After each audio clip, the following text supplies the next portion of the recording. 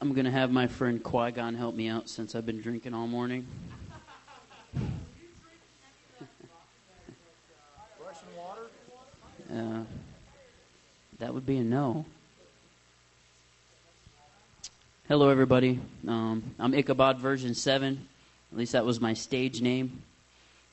Also known as Sisman, also known as Nathan Hamill. And this is basically the same speech I gave at DEF CON this year, with a couple of different things. There have been some changes since DEF CON that many of you may not have known about. And I'm going to try to cover them as well as possible in my current condition. My official title, I speak on both music issues and information security issues. And music issues tend to be more fun because I can stand up here and bitch about things and people think it's cool. So, I mean, who doesn't like to bitch about things? I don't even know why I still have that slide in this presentation, but go ahead and move. All right, the purpose of this presentation. One, it's to enlighten people on the current state of the music business. There's a bunch of problems in the music business right now as it relates to musical artists. And the next thing I wanted to do with this presentation is prove that you don't need a multi-million-dollar recording contract to make a good recording with today's modern technology. There are many problems with the current system we have in place, with getting an artist to where they need to be, putting them on the radio, getting their CDs done. There are many problems with this process. For the biggest problem we have is that the music business is not about music. It doesn't have anything to do with music. It is all about money. It's about image and product. It's about applying formulas to artistic works of art. It's about telling people, hey, this is cool, you should buy this. These music companies, they don't care about you. They don't care if you're getting ripped off for buying a CD. They don't care. All they want is their cut and their money, and they can tell you to go screw yourself. The first bullet item here is really funny, because just this morning, we were out to breakfast at the little truck stop over here, and on CNN, was it CNN? On CNN, they were just reporting that there's a major lawsuit right now against 4 major record labels for paying, basically through a middleman, to have their songs played on the radio. So that's what's called payola. And I reported this months ago at the DEF CON presentation. And another thing I reported is at near the end of my presentation, is I said in the future, maybe there will be a change where instead of having a Billboard charts, we'll have a music download charts. A month after DEF CON, the European Union, specifically the UK, started doing a legitimate download Billboard charts, basically. The problem with the current system is they're resistant to change. Anything new, they don't want to hear anything about it. They like the system they have.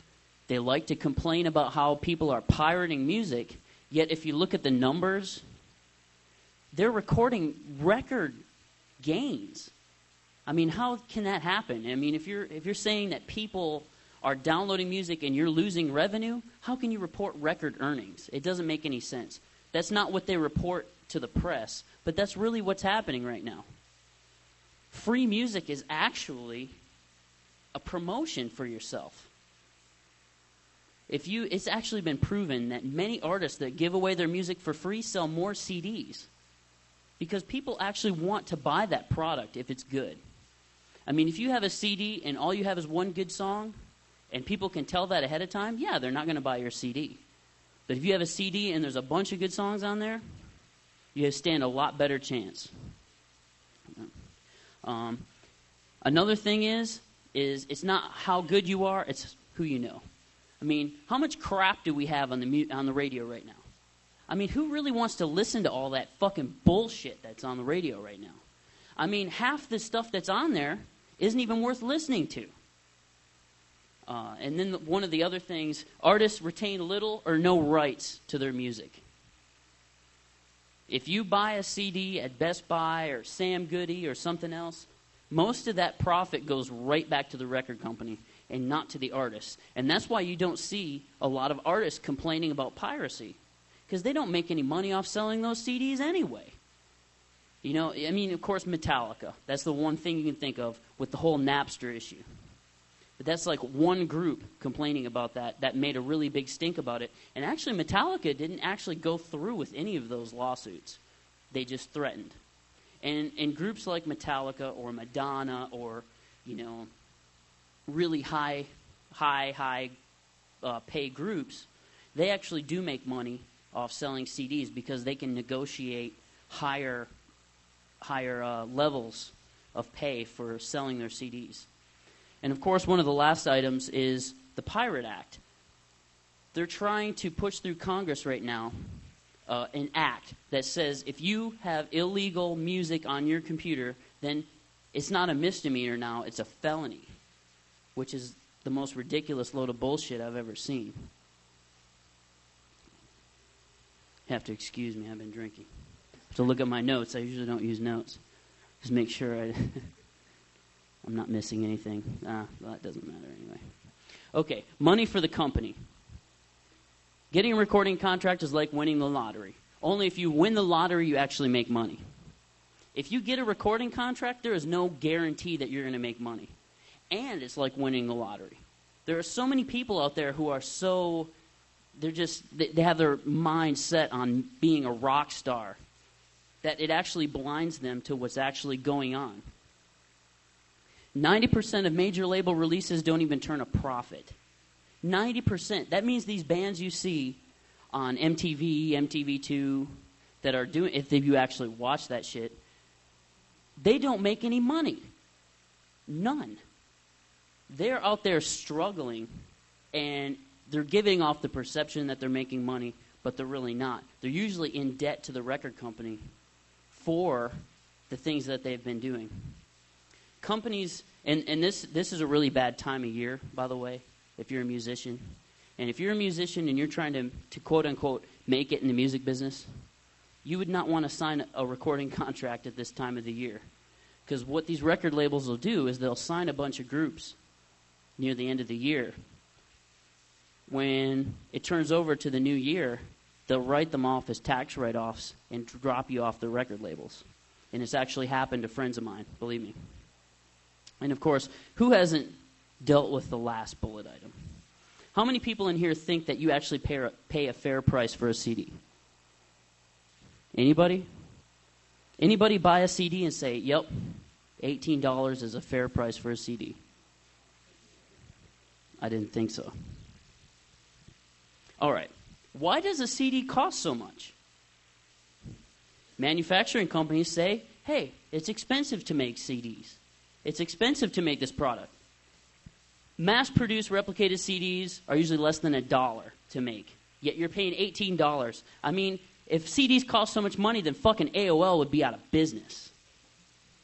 I mean, who hasn't dealt with like all these AOL CDs coming to your house?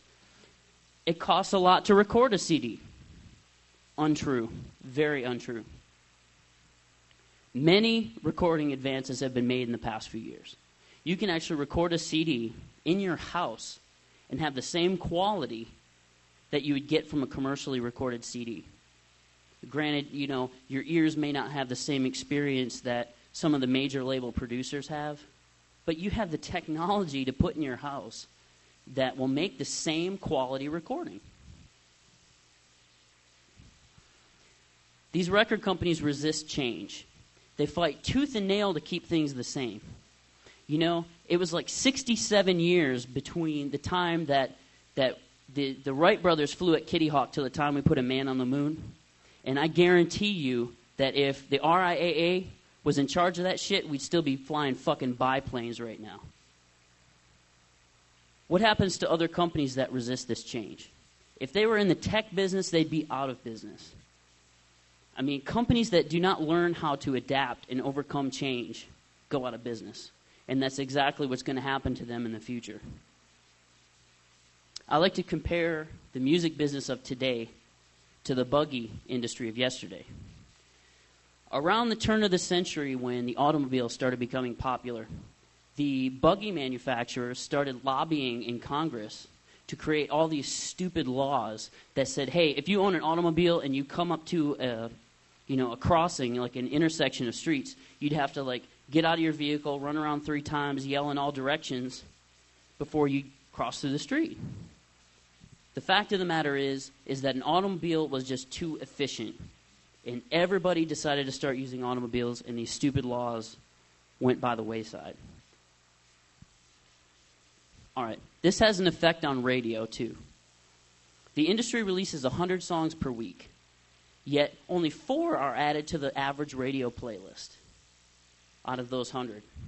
2 radio station conglomerates own 42% of the listeners, which you can guess who those are. And of these companies, Clear Channel, which sucks, cancels support for local musicians so they could make money. Why don't people buy CDs? I mean, why don't you buy CDs if you don't buy them? Usually, this is a big deal. There's nothing worth buying.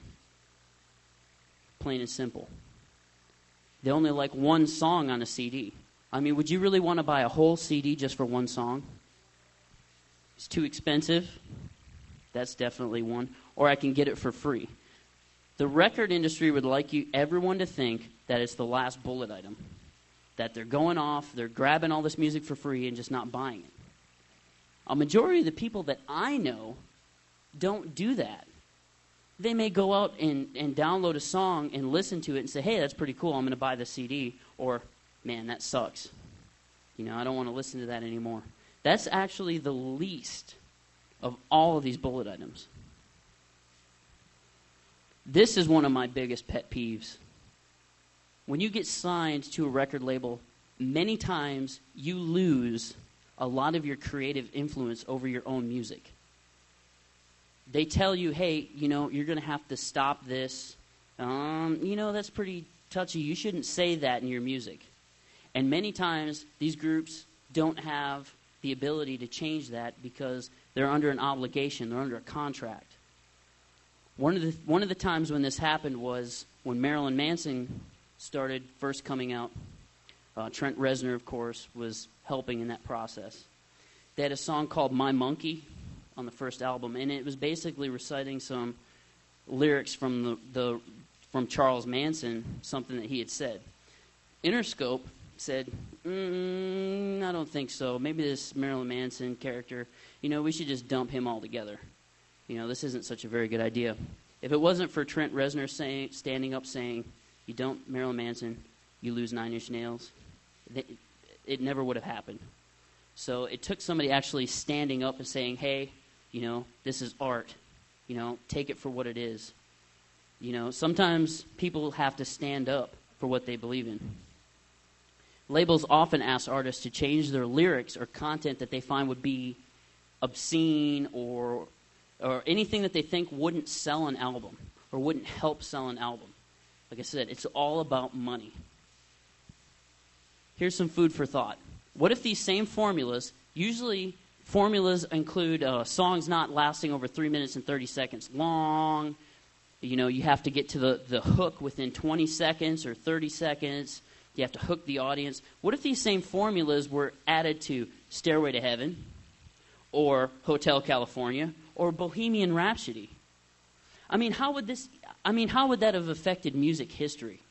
Some of these groups are very influential groups to the music we listen to today.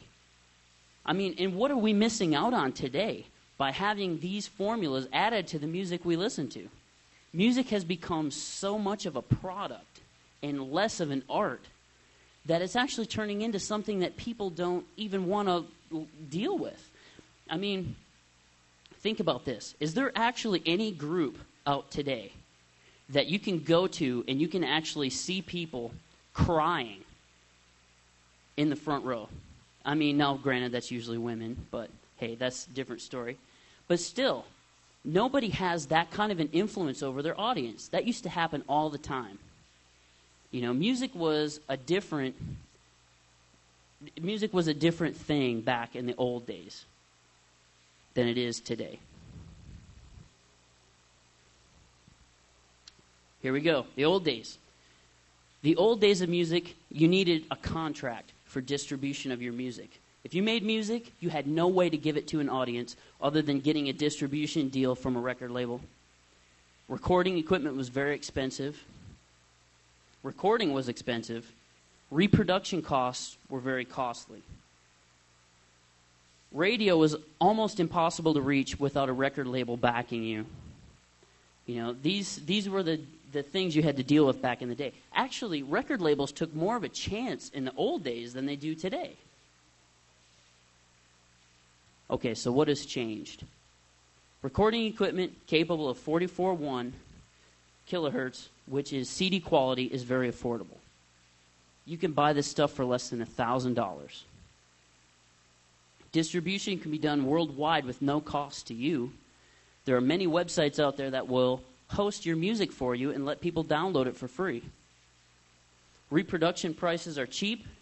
You can usually get your CDs created, mass-produced. You can get 1,000 CDs for less than $1,000 at many times.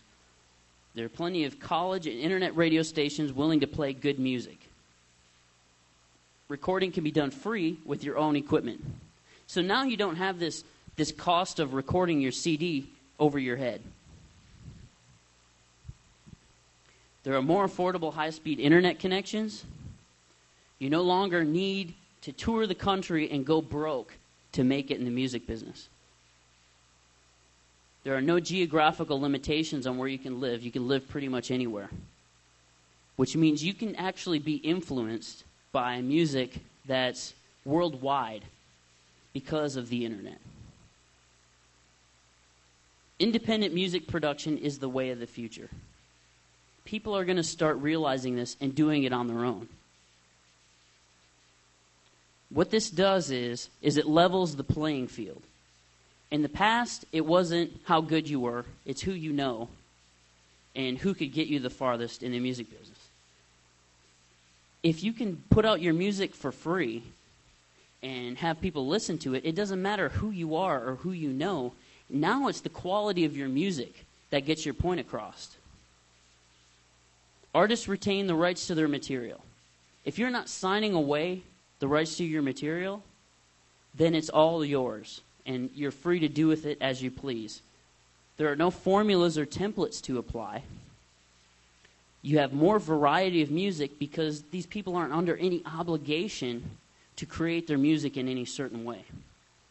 And there are less competition between groups.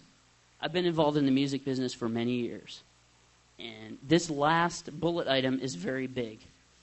Many groups have the misconception that there's only one recording contract out there, and if we're not beating everybody else out, then we're never going to get this one recording contract that's out there. If you desire a recording contract from a major label, then there's more than one. I mean, there's more than one group out there on the radio. There are whenever one group gets signed from a region, and then you have another group that gets signed from the same region, you start creating what's called a scene. And then a perfect example is Seattle. Everybody remembers the grunge bands. That's the same thing that happened. Music started changing, it started evolving. You have 1, 2, next thing you know, there are 3, 4, 5, 6 groups that are making it big, basically, from one area. Okay, so if you wanted to do independent music, what exactly do you need for your recording studio? For electronic music, if you do electronic music, you may only need a good sound card and a computer and some software. That's about it. For recording instruments, vocals, bands, things of that nature, maybe you need an I/O box or some extra facilities for you to be able to record these extra instruments. And some of these systems are bundled together. The computer recommendations, I wouldn't record anything with less than 512 megabytes of RAM. It's pretty much standard.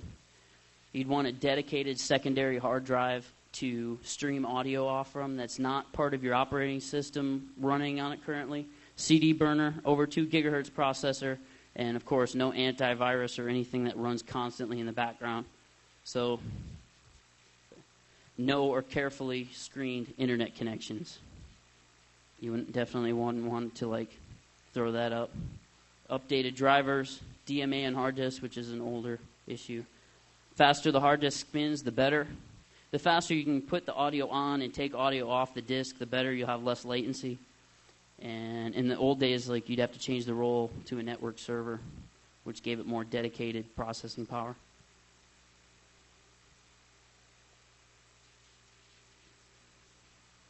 Sound card recommendations. The M-Audio audiophile 2496 is a very good card. It only costs you $149. Pretty cheap. And then you start getting into some more expensive cards here. I actually use this card for mastering audio, and it's very solid. I've never had a problem with it.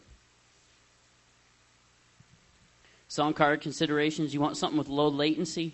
If you're using a USB keyboard to play virtual instruments like synthesizers, things like that, when you touch the key, you want the sound to come out pretty much instantaneously. You don't want to hit the key and then have the sound come out a second later. That would definitely mess you up. You'd want something that's at least 2496. You want to make sure that there's an ASIO driver available if you're running Windows stuff. Check for system compatibility, and pretty much nothing made by Sound Blaster. Studio monitors. I personally like anything that Event Audio makes. Very good company. The TR-8Ns are the ones that replace the ones I use. You have Alesis, and M-Audio actually makes monitors now. I have no idea how good these are, but usually anything made by M-Audio is pretty good. Studio monitor considerations, something that's near field reference. The bigger the speaker is, the better the bass. Usually you listen to music from approximately 3 feet away. So when you're recording, you're mastering audio, something of that nature, you're going to want to be about 3 feet away. Your ears will adjust to your monitors. Even if you had the shittiest monitors on the planet to listen to your music, you'll get an idea of how the music should sound later on. And you're going to want something active, which means that the monitor itself is self-contained. The amplifier that pushes the audio is built into the speaker itself, which that will actually decrease your hum and different exterior signals from having that all built in. For microphones, for vocals, the AKG Solid Tube is a very good microphone if you're a strong vocalist. I personally like it. It's what I use. The Neumann TLM 103, which is about the same price, is a very good mic, and you can actually pick up some fairly decent condenser mics for about $150.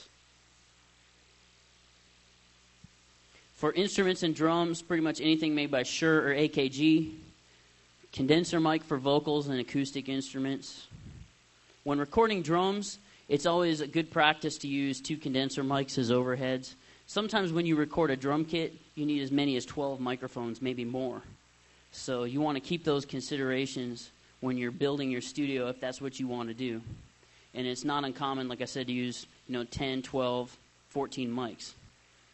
If you're using guitars and bass and things of that nature, you can actually get direct boxes like the Line 6 Pod XT or the Line 6 Bass Pod. It cuts out the need for an amplifier. And I take a lot of shit for this being a music producer, because there are some people out there who say, it doesn't sound like a real mic'd guitar and all this.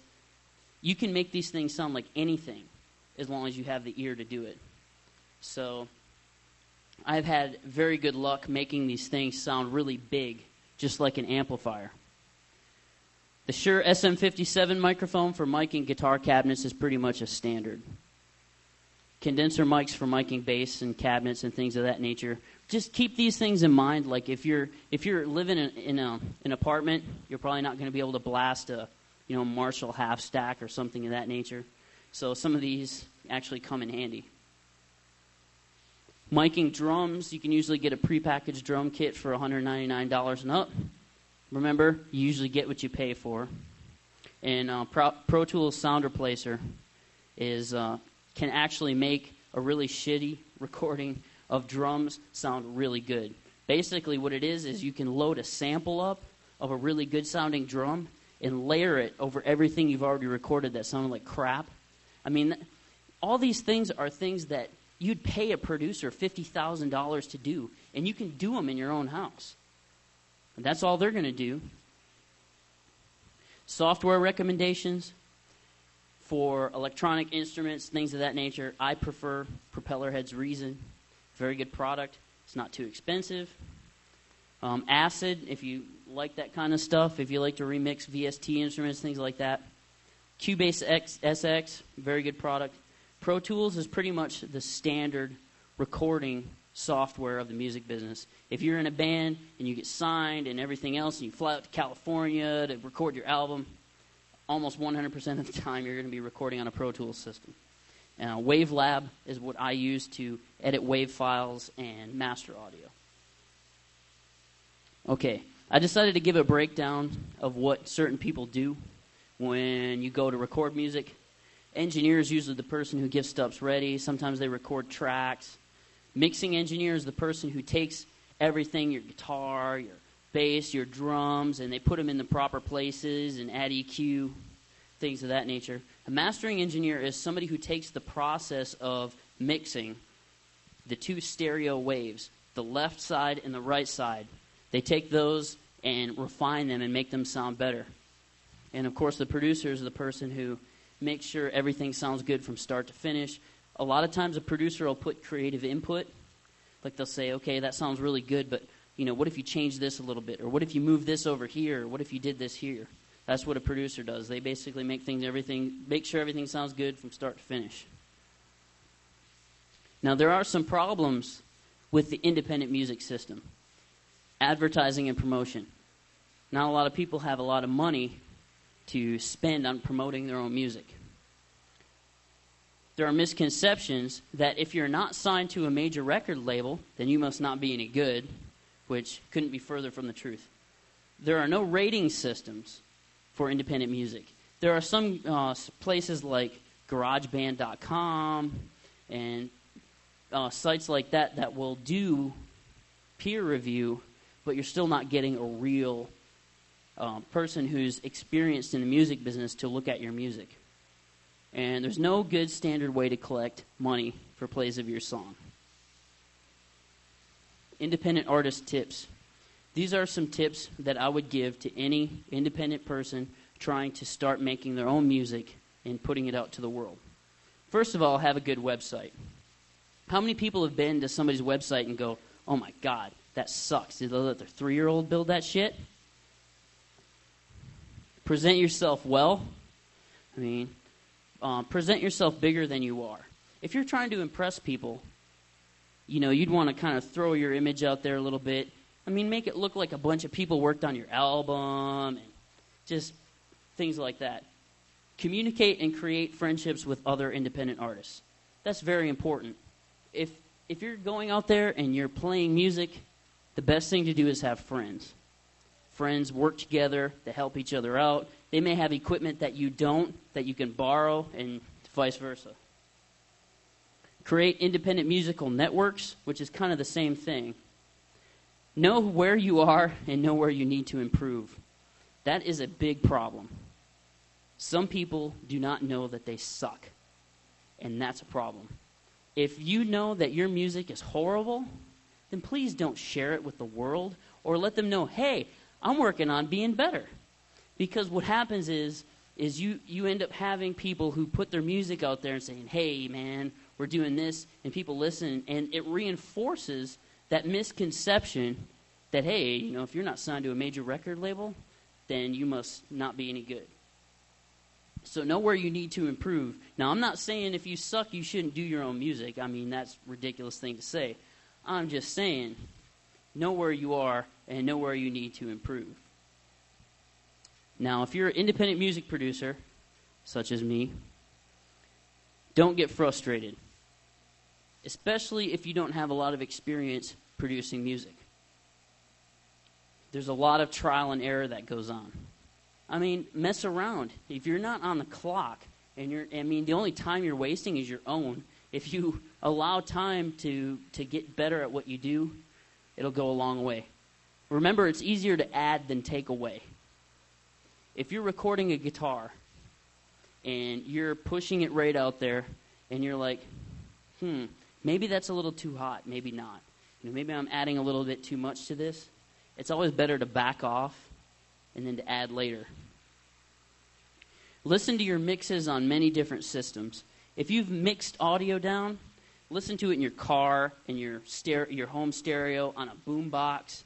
And believe it or not, music sounds pretty horrible on a boom box, so if you can make it sound good there, you're probably pretty good to go. Get accustomed to your studio monitors and listen to music in a realistic environment. Not a lot of people listen to music in a carpeted, padded room.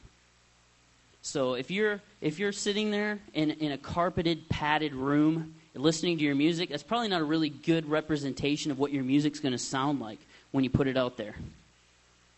Your ears can deceive you. And don't be afraid to ask people what they think, to a point. If you show somebody your music and they say, wow, that sounds really good, sometimes it's good to probe them for an extra response, like, hey, is there anything else you would do? And sometimes that's bad. If you say, hey, is there anything else you should do? Sometimes people feel obligated to tell you something. So that can actually be bad because you're getting a response that normally you wouldn't get. You can usually tell if somebody likes something or doesn't like something by looking at their face. Layer your instruments. If you're recording guitars, don't just record one guitar, record 4. Pan them left and right, all the way left and all the way right. What that does is it creates a stereo image. Basically, these are the things that you're paying a producer thousands of dollars to do for you that you can do yourself. Create stereo effects, like I said, by creating 2 tracks of the same audio and panning them all the way right and all the way left. You will never play the same part exactly the same twice. It'll sound the same, but you're always a little bit different. Those little inconsistencies will actually create a wide stereo effect. Don't be afraid to experiment and try new things. Be mindful of effects that make your music sound dated, unless that is your goal. If you want to sound like Warrant, Kiss, or Slaughter, then be my guest. But if you don't, if you're trying to sound modern, there's nothing wrong with having hints of older music in your music. That's fine. But just be mindful that if you layer a ton of reverb on your music, you're going to sound like the fucking Beatles or some shit. Clean, punchy, and equalized right to the edge has a modern feel. The prior Chevelle album, Wonder What's Next. If you listen to that CD, it is distorting digitally. And there are many music producers who listen to that and go, oh, that sounds horrible. But the normal listener doesn't hear that. They don't know the difference. All they know is it's fucking loud and they like it. Learn what each EQ range sounds like and know what your music is missing. If you don't know what 800 or 1,000 or 200 sounds like, then basically what you do is you take that slider on your EQ and you move it all the way up and all the way down, all the way up and all the way down, and keep listening to it, and you'll hear the difference that it makes. When you compare your music to other people who have spent thousands of dollars to have their stuff done, you'll realize what they were doing too. Okay, I've made my own music, so now what the hell do I do with it? Post it online. Give it away to people. Let them know who you are. They're never going to know who you are if you don't give them a sample or something to show them who you are. Share it through P2P. This is a big deal lately with modern music. The RIAA went to Congress and said, we need to ban P2P because it entices children to have sex. I am not shitting. A fucking lollipop entices a child to have sex more than fucking P2P does. You don't like say, hey, little girl, you look mighty fine. Want to see Kaza? Or, hey, you're looking mighty fine in those Oshbosh goshes. You know, want to see my LimeWire? I mean, that's about how ridiculous it is. But you have these old fucks in Congress, like Orrin Hatch, who can't even fucking tell his ass from a hole in the ground, making decisions for you. That's ridiculous. This fucker doesn't know the difference. He doesn't even touch his own computer. He has some staff bitch do that shit for him. And yet he is making decisions on your freedoms. You know? For one thing, he's from fucking Utah, which you should just write that shit off. You know? Utah does suck. Fuck Utah. Get people to notice your music. Talk to people. You know, be personable with them, you know? I mean, you spend hours downloading porn on the internet. Cut some of your porn time down. 30 minutes a day is all it takes. A fucking Bowflex body takes 20 minutes a week, 3 times a week. Just think of what you could do if you cut a little bit of porn back, a little bit of Bowflex. You know you ain't going to get on the motherfucker anyway.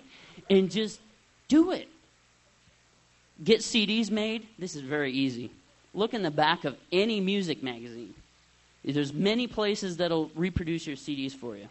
Sell CDs online. cdbaby.com. Spend $35 to set up an account. Send them your CDs. They'll handle all the credit card transactions for you and send you a check. I mean, granted, they take a cut. I mean, everybody takes a cut. But you're making more money selling your CDs than an artist would that's signed to a major label. Share your knowledge with the community. Lessons learned. The more you help out other people, the more they're willing to help out you. Nobody knows everything, not even Joe Klein. Where's he at? I hear him bullshitting back there. That's okay. Find internet and college radio stations willing to play your stuff. Just about every major city has a university or a college with a radio station. Go talk to these people. I mean, they're just fucking students playing music. Talk to them, say, hey, I have some music. You want to take a listen to it? If you like it, play it. I don't give a fuck. Find places that can charge for plays of your music like Apple iTunes. Yes, you can get your music on iTunes if you wish. CD Baby has a distribution with them that you can actually sell your music on iTunes if that's what you want to do. But trust me, it's better to give your music away and let people buy your CDs. You'll notice a lot. Like currently, I'm so lazy, our CD before last is sold out on cdbaby.com. There's like 5 people waiting for back orders. And yes, I'm too lazy to send CDs in, which I will eventually. Don't do that. I'm not currently working in that field, so yes, I'm procrastinating. Use songs to promote yourself and your website. When you're in a band, you usually, unless you're a huge artist, you don't sell stickers and things of that nature because they're promotional tools. Give stickers and things away so that people will put them on things and people will say, hey, what's that? You know, things with your website on it. Use your music to do the same thing, to draw attention to you as the artist. Community helping each other. Collaborative recording processes. Files can be sent over the net. Mixes and mastered elsewhere. The last album I did with my last group, the guy sat in Orlando, Florida, and was mixing and streaming it over the internet, and I was listening to it in Jacksonville, Florida, producing it. And granted, there was some latency there. I couldn't go, stop right there, that didn't sound good. I had to say, stop right there 10 seconds ago, that didn't sound good. So there are plenty of help through music forums, and yes, I do hang out in some of these as far as recording forums and things of that nature. I do sit there and give advice, people having problems or trying to use maybe use a program that they haven't used before. Streaming audio, share your talents. If you have a talent, like say, for instance, me, I hate mastering audio. It's like the bane of my existence. I never think it sounds good. People can tell me 20 ways from Sunday that something sounds good, and I'll always hear something wrong with it. It's not something I like doing at all. If you're really good at mixing audio and that's what you like to do, then switch out with a different group. Like maybe somebody who's good at mastering audio, but maybe doesn't want to mix their own stuff. Share your talents. There's a worldwide collection of talent. Digidesign.com has, which is the company that makes Pro Tools, they have forums where people actually trade talents like that. What does the future hold? Like I said, instead of the Billboard charts, we have the download charts. Places in Europe are already starting to do this. Maybe we have some different royalty collection methods. More quality independent artists. As the music equipment becomes more affordable and higher quality, you'll have better independent artists. Of course, it's always in your ear. So if you can't hear when something sounds good, it doesn't matter how good your equipment is, it's still going to suck. So that's why you need to maybe switch out with some other people. Artists retain the rights to their music, more variety, system structure changes, and progress that actually moves forward. What needs to happen? A service that's reasonably priced that pays artists. I honestly think that if you could get all the music you'd want to download for maybe approximately $5 a month, I think people might actually go for that. Attention needs to be drawn to the advantages of an independent system. Believe it or not, many people are getting to the point where they are not buying CDs because they're tired of all the crap that's out there. And with everybody threatening to sue people and all this, they'd rather just stay away from it. Investors need to be drawn for a new system and a willingness to take a chance on independent artists. All right, now we're going to get to the project that I did. I wanted to prove that you don't need to spend thousands of dollars on a recording and go to this big, huge recording studio to make a good recording. Now I'm repeating myself. Sorry. Basically, I wanted to redo In Your Eyes by Peter Gabriel with some heavy-ass guitar. My friend Gene was nice enough to point out after I already started the project, he's like, hey, man, you know another group just did that? It's playing, of course, because Jacksonville sucks and all the radio stations are owned by Clear Channel. Of course, they're not playing anything new because they're not getting paid off. So he called me up and told me this, and that pissed me off. I'm like, I'm going to look like a fucking copycat now. But then I got to thinking about that. I'm like, they just recently redid it, and I did it in my apartment. In my apartment without disturbing my neighbors with less than superior recording equipment. I was like, if I can prove I can do this, then that would be one hell of a project. So I put the details of my project, which I've been so busy lately I haven't been able to fill out the last part of it, on loopbackimposter.com, project.html. Basically, I walked through everything I did. And I even went into some of my thought processes of why I did it. And my version is available on the music HTML portion. You can download it from there and take a listen to it. And then you can compare my version and SR71's. On my site, I have papers, which I don't really have a lot of right now. Some music. I have reviews. I do reviews of people's independent music. So if you send me something and you say, hey, I'd like you to check out my group, let me know what you think. I do a lot of that. I have resources and my contact info. And I have some useful links for everybody. If you're into the music business and you want to expand your horizons a bit, some of these are very good sites. I'm about to quit supporting ampcast.com, though, man. They're charging people way too much money to host their music. But a lot of these are very good sites, especially homerecording.com. It's an audio forum that you can go to and post questions, and people will be more than happy to answer you. I mean, a lot of us work in the tech business. I mean, nobody likes to do anything better than brag about what they know. I mean, you can get somebody to cough up so much information by just starting a conversation with them. The same thing with the music business. Everybody wants to, brag about what they know. If you post a question on this forum, homerecording.com, within 3 hours, approximately, you're going to get an answer. People look at that. I mean, there's tons of people on that forum. cdbaby.com, and, of course, last one of my favorites, EFF.org. And that's pretty much it. Anybody have any questions? Oh, come on. Somebody's got to have a question. All right, go ahead. Have I ever heard of Magnatune? No, I have not.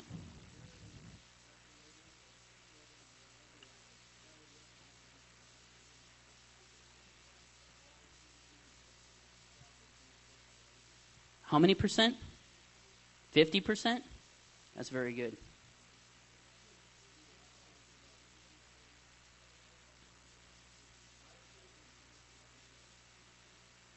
That's a very interesting method.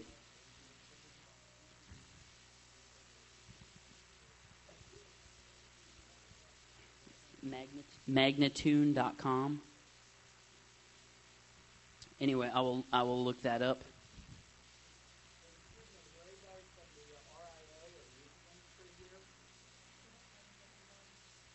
Yes.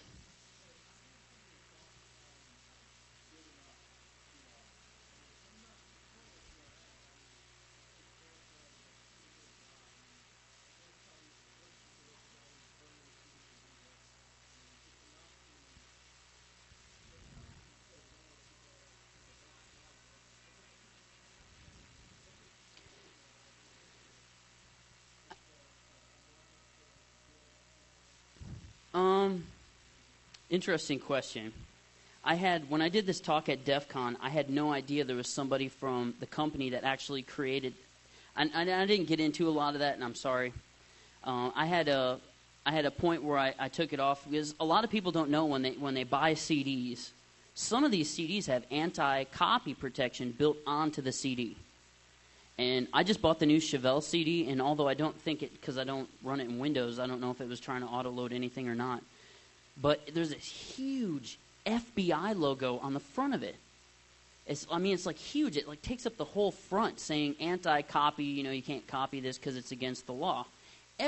Most people know it's illegal to copy these things anyway. That big, huge FBI logo doesn't do anything.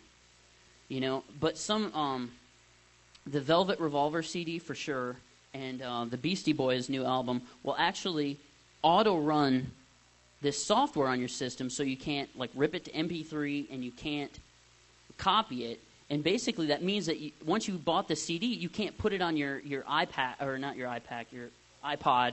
You can't you can't put it on these systems, but you paid for it. And on top of that, what if you bought the tape years ago? I mean, you still paid for that music. You paid for the ability to listen to that music. You're not paying for the ability to listen to it on that medium. What if you bought the record back in the 60s? My parents are fucking old, man. What if they wanted to download some MP3s, which they wouldn't know how to do anyway? But still, I mean, where do we cross the line on that? I personally don't know. My opinion is if you purchased the right to listen to that song, then you've purchased the right to listen to that song no matter what medium it's on.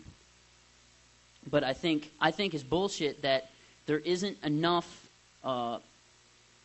warning, basically, of putting this into your music. Another thing that I forgot to talk about was the fact that the recording industry uses everybody as guinea pigs.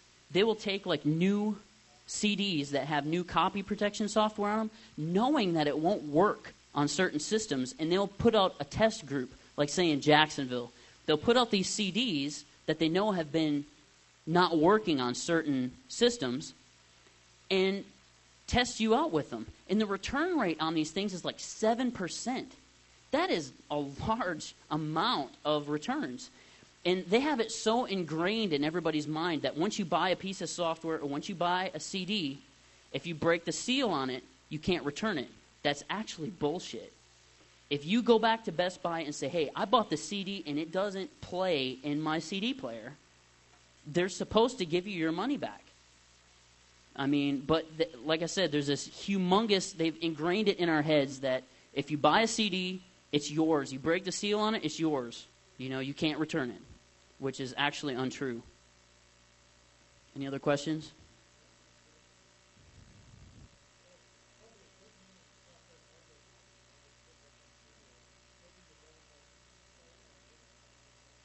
Less than 15. Okay. The question was ballpark figure on a decent home recording studio. When I say decent, I'm going off You can buy a Pro Tools LE system, which is the lightweight edition of the very same thing that all these major label people are using. You can get it, especially if you go on eBay. You can get a 001 system for about $600 used, and as long as the software is legit and everything else. And basically all you need after that is a microphone and some studio monitors, so usually less than $1,500. And it's better than a lot of things you got 3 years ago. If you want to do a badass studio, you're probably talking about six G's. If you wanted to actually like create your own recording studio, you could probably do that for about $6,000.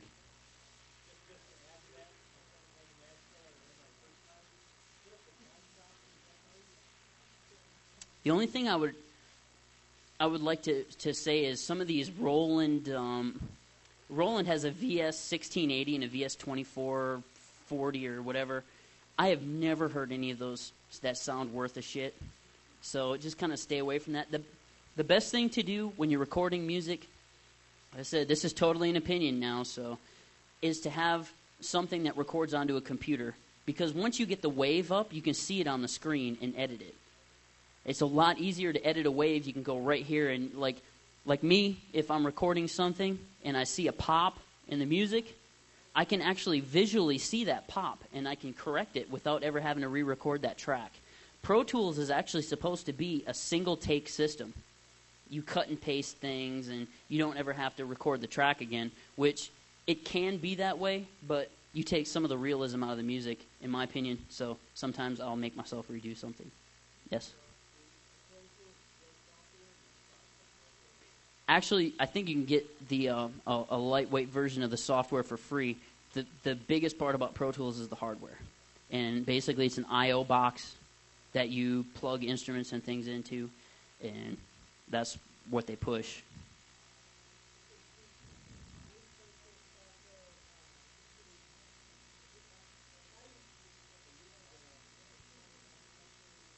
What operating system were you running it on? You weren't running it on like Windows Millennium or anything, were you? Running it on 98? Yes, and running it on Windows 98 is not the most brilliant thing to do, but it worked for the most part. If you run the newer version on Windows XP, of course, it runs on either Windows XP or Mac. I mean, there's no other things to use it on. If you run it on XP, it's actually fairly stable. And, of course, everybody knows that Mac used to hold the market on that. I mean, as much as I hate to admit it, some of the things have actually become very stable because a lot of these manufacturers see that, Windows PCs have dominated the market. So they've been focusing a lot on that. Yes?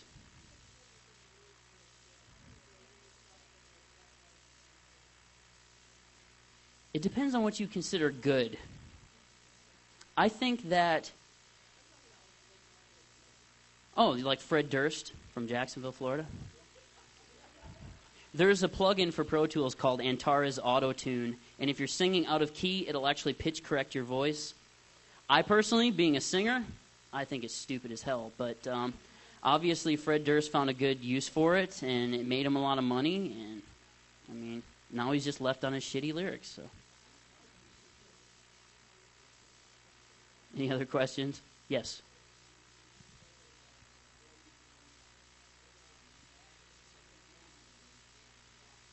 Sound Blaster has typically had some really shitty drivers made for it, and some of their cards, and this has been a while ago, that when they came out with the Audigy at first, it was supposedly a 2496 card, which it really wasn't. It was emulating 2496. So some people were trying to record 24-bit audio with it, and it was like totally cropping out their systems. And the latency for it, like if you're running VST instruments, like if you have a keyboard and you're pressing the keys, you'd usually get about a second's worth of delay or more, sometimes more. So you'd hit it, and you'd be like trying to play along with the song, and it'd be like, ding, ding, and of course you can't do that. So that's usually why. But I've never seen anybody say, hey, I have a Sound Blaster card and it rocks. It's usually, what the hell am I doing wrong? I sound like shit. Yes.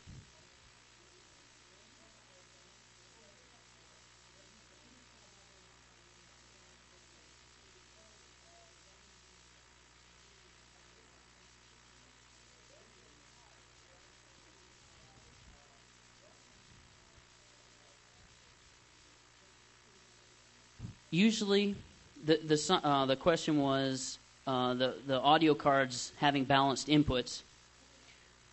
When I record audio, from my experience, most of the cards I've used to actually record the audio into it had an external breakout box. So even though it was a PCI card, they had it, like DigiDesign Pro Tools makes custom adapters that go to a breakout box, and they have balanced inputs. That's correct. The audiophile card does not. It has RCA inputs and outputs, and I use that mainly for VST instruments, which if you're running VST instruments, they're already on the box, so you're not having input problems. It goes over USB or MIDI and output. And a lot of that helps with having studio monitors that have the power amps built into them so you don't pick up the external noise.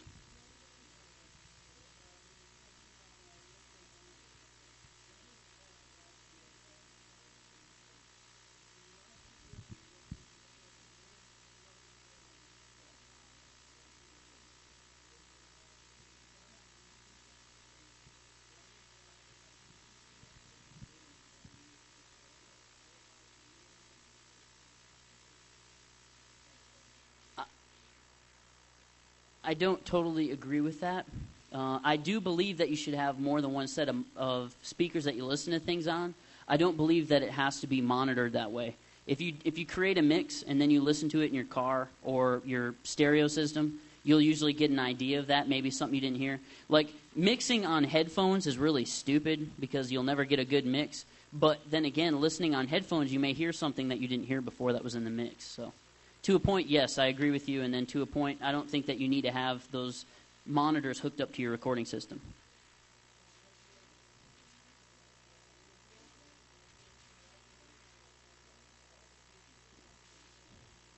Well, now you have 5.1 surround sound, too. That's correct. And that's why it's good when you make a mix or a master, you take it and listen to it in a bunch of different systems. Any other questions? All right. Thank you very much.